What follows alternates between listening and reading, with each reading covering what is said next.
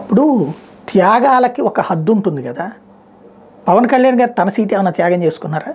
తన సీటు వరకు తను ఓకే కదా. తన అన్నయ్యకి మాత్రం త్యాగం చేశారు, అనకాపల్లిని. తన అన్నయ్య సీటు త్యాగం చేశారు.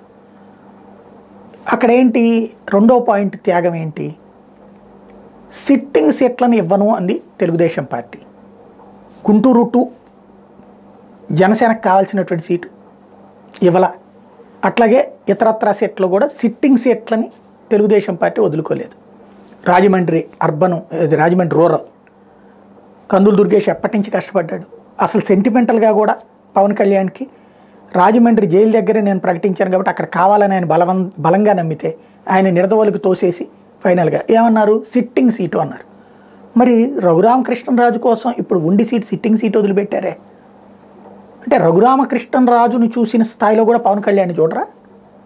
పవన్ కళ్యాణ్ స్థాయి అంతకంటే తక్కువ, లేకపోతే రఘురామకృష్ణరాజు త్యాగం పవన్ కళ్యాణ్ కంటే పెద్దది కాదా? పెద్దదా? ఈయన తన కార్యకర్తలను పక్కన పెట్టేశారు. తనను నమ్ముకున్నటువంటి వందలాది కాదు వేలాది మందిని పక్కన పెట్టేసి అంత త్యాగం చేసిన ఈయనకి ఇబ్బంది అక్కడ ఇచ్చారు. కనీసం ఇప్పుడు ఏదో మారుస్తారు బాబు గారు మరికొన్ని అంటున్నారు. ఇప్పుడైనా అడుగుతారా? లేకపోతే ఈ మాట అన్న అనుకోండి రెచ్చగొట్టడం, లేకపోతే చిచ్చు పెట్టడం. ఇక్కడ పవన్ కళ్యాణ్ థర్డ్ ఆల్టర్నేటివ్గా రావాలి అని మొట్టమొదట నుంచి వాదించిన వాడిని నేను. తేడా చేస్తుంటే నిలదీస్తున్నాను తప్పించి ఆయన తప్పుడోడని చెప్పట్లే నేను ఎప్పుడు కూడా.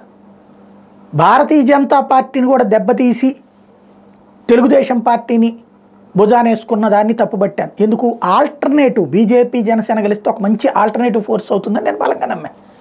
ఆ ఆల్టర్నేటివ్ లేకుండా శాశ్వతంగా తీసేశాడు ఆయన అన్నటువంటిది నేను ప్రస్తావించే అంశం. అంతే తప్పించి ద్వేషం కాదు. ఒక మనిషి స్ట్రాంగ్ వాయిస్ ఉండాలని కోరుకునేవాడిని కాబట్టి అడిగేటటువంటి హక్కు నాకు ఉంటుంది.